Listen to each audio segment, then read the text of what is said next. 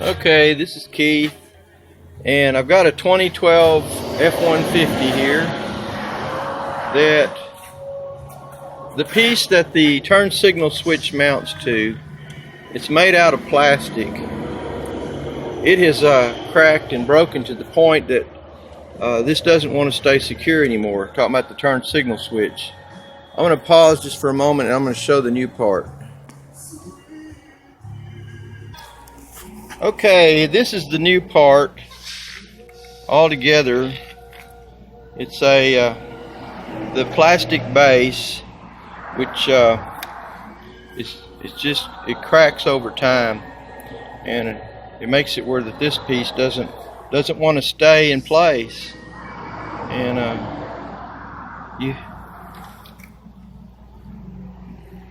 that's a visual on the complete assembly. This is a 3mm Allen wrench that's going to be used for going in the holes to release the airbag. Now I disconnected the battery for over 10 minutes so that it would discharge anything that might cause the airbag to go off for no good reason. Now I'm going to show the label here. This is the Ford part number for the part that we're putting in.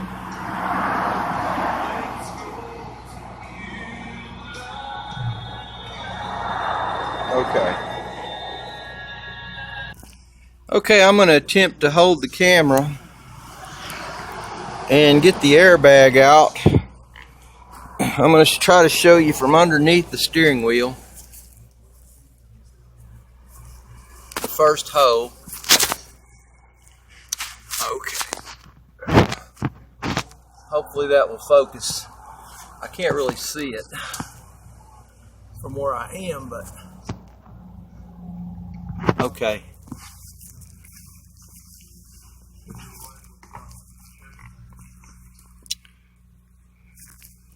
I'm gonna put the 3mm Allen wrench up through the hole. Okay. And there's a kind of a pointed object that you're pushing sideways on, as near as I can tell, to cause the airbag to snap out.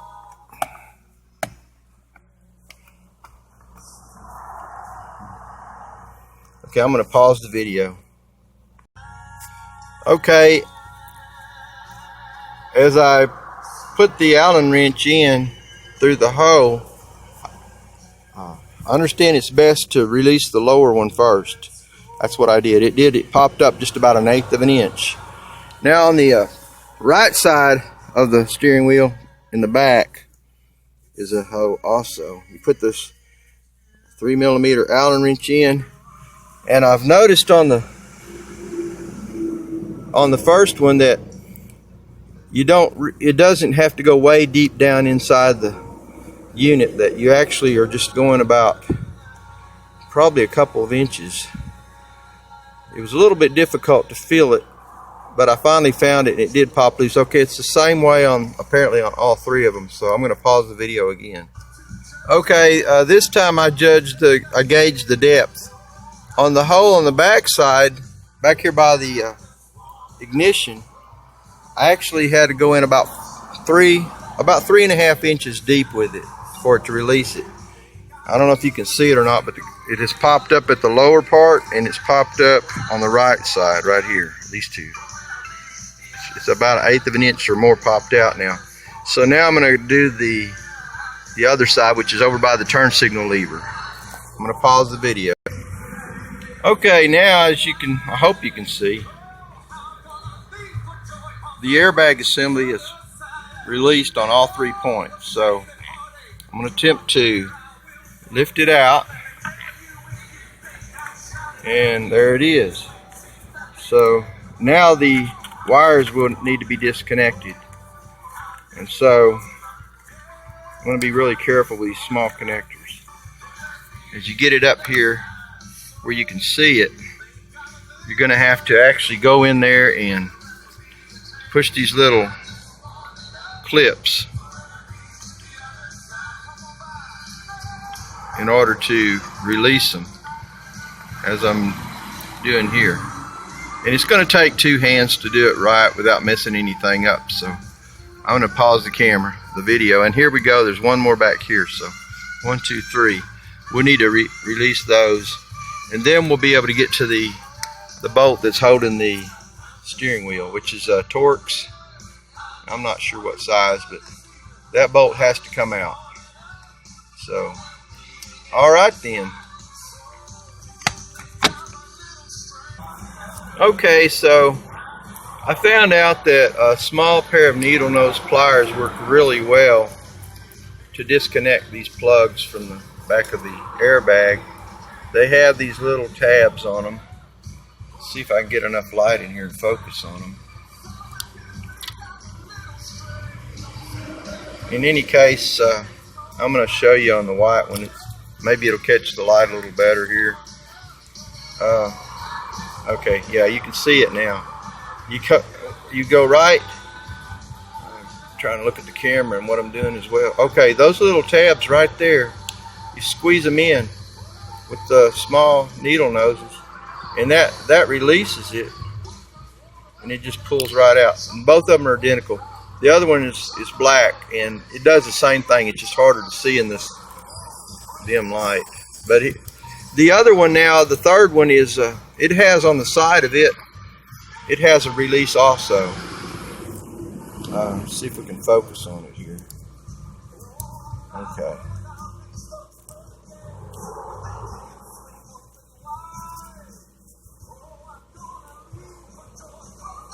Someday maybe I'll get a cameraman. Okay, you can see the release on it. I'm going to turn it sideways where you can see it from the side. Okay, there it is. And what you do there is you get your pliers on it and just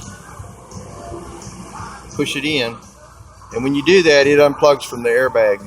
That's the third plug. So I hope you can see that. Now, after you do that, there's another plug, and I'm going to show you the release on it as well. It's not very hard to do. It's right here. Okay, here's the release mechanism on it. You just get your pliers on it, and then actually it was plugged up inside the column, and the other wires are sitting on top of it. It's hard to see it. I'm gonna hold them over. Okay, now you can see there's the portion that I had to release right there. And what you do, you go in there and squeeze it, pulls right out. All right, so the next thing will be to take the bolt off from the steering wheel. So I'll do that next, and then we'll go from there. Okay, so it turns out that this is a T50.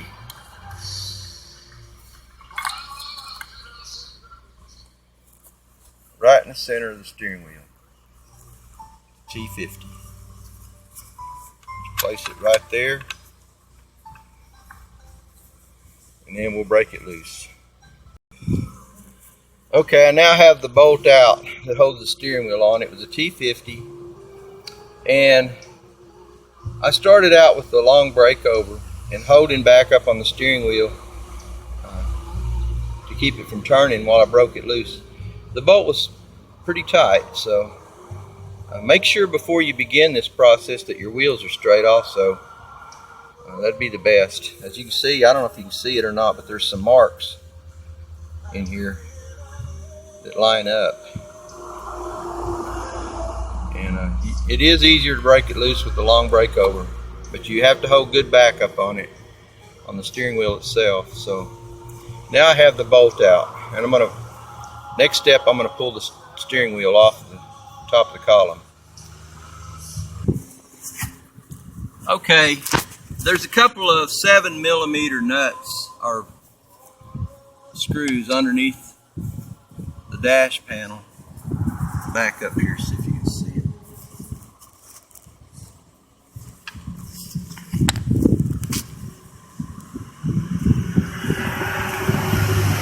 Get the light on it. Okay. Okay, here's one of them right here. And the other one is right over there. So I'm going to take those out next.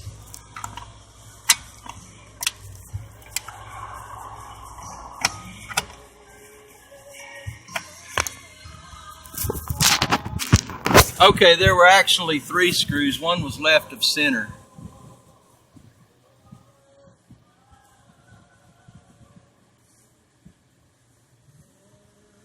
But now that lets this panel come down.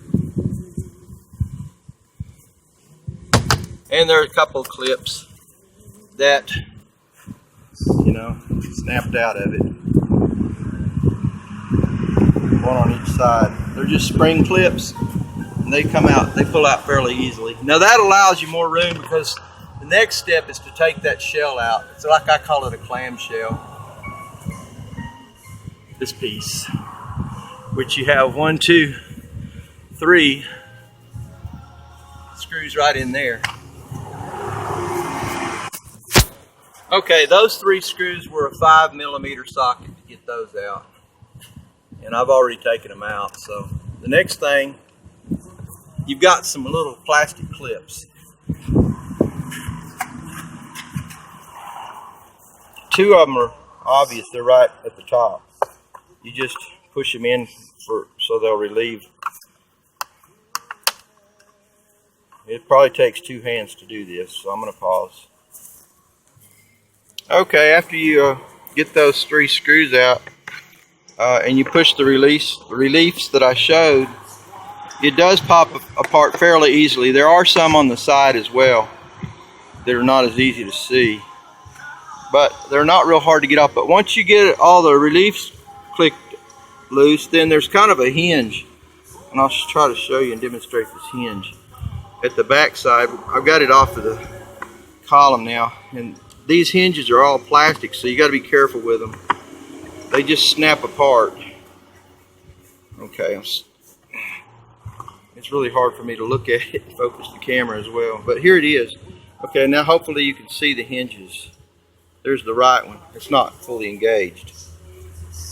It doesn't need to be though, because I'm taking it apart. But anyway, there's the part you'll need to watch for, and it just snaps apart, and then of course you'll snap it back together going back. But that's fairly simple.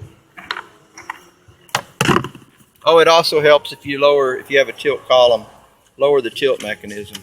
It gets it down out of the way where you can work around it easier to be able to get this piece off. There's a hole that it comes through. You can work around it and get it out. It's not that hard. Okay.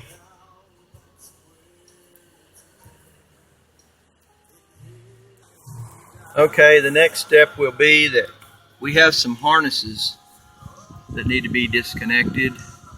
There's one up at the top right here.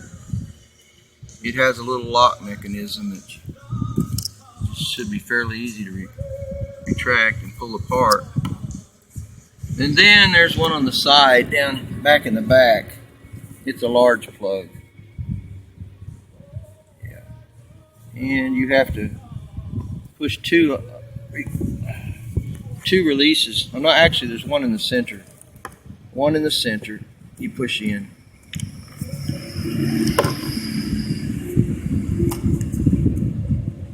It's a little bit harder to get to because it's in the back. Anyway, you release that one right there in the center. I'm going to have to use 2 hands again. So you get those apart, and then there's a bolt at the top. There's 2 in the front. And honestly, I haven't investigated the whole thing yet. There could be more, but I'm going to take those out. So I'm going to pause the video. Okay, there was one more electrical plug that I hadn't seen at first. It's over on the, as you're sitting in the driver's seat, it's over to your right, over close to the shifter. It's up at the top. It plugs into the back. Right in this area. Anyway, that one, it's got a lock on the bottom side. You just have to push it in with your thumb. Okay, it goes like this. So I'm turning it up so you can see the bottom side. You just reach underneath it, pull that up, and it releases it, and then it unplugs. So I have those are 5mm screws too, holding this in, by the way. I've taken the two front ones out, and I've taken the top one out. And so it's loose. So now I need to investigate it and make sure. Okay, there's also a plug right down here close to me that I have to unhook as well. And it's got the same type of plug as the one on the back had. You just push it in with your thumb. I wear these gloves to protect my hands. It kind of gets in the way though of the camera sometimes. But part of the reason this hasn't come out easy is because it has wire ties holding it together. It was a previous attempt to get it to stay together, and it did work for a while, but got by until we could find out what we needed to do exactly. But I really apologize for the way that I moved the camera around. I know it's very annoying, but I could only find so much information about this, and I just felt like it'd be a good idea to make a video about it. Even a poor video would be better than zero information. So anyway, looking in here behind near the shifter, it's all wiggling. So we're going to find out what's holding it. So I'm going to pause the video again. Okay, the final thing that I found was holding this whole unit. It was very loose, but it didn't want to come off. There's one of the plugs that I unplugged right back here. Okay, try to get light on it as much as I can. Okay, so this plug right here. I'm just trying to get light on it. Okay, what it is, this plug has a little retainer, and what it does is it plugs down through the actual component that we're replacing and into a hole, as you can probably see now. And it'll be really loose until you get this out, but you have to slowly pry this, gently pry this out. If I can find it again. Okay, here it is. And after you pry this out, well, then it allows the main component to slide off really easily. I don't like to force things because even though it's a part I'm replacing, I don't like to break it. I don't know. I've just found it's best not to force things. And, you know, so there you have it. Now, I've taken it off, and you know, the process to put it back basically is just reversed. So I hope that's helpful. That's my humble rendition, as I say, of how to take the, you know what I'm going to call it. I'm not sure what to call it. I want to say, describing it, it's the portion that the turn signal multifunction switch mounts to. They call it here, it's called a housing.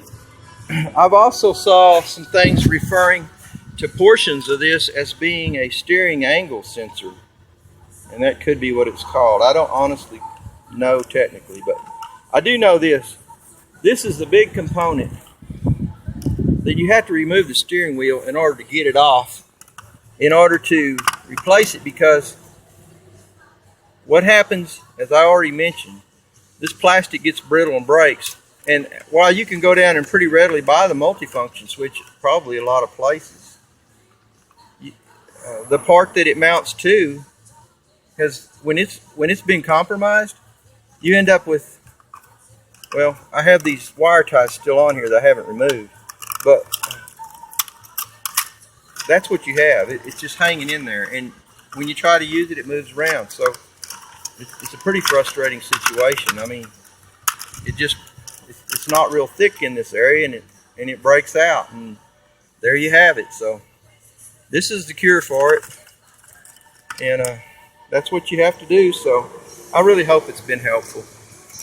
Hey, thank you for watching this video, and this is Keith, and you know what, I hope you have a blessed day.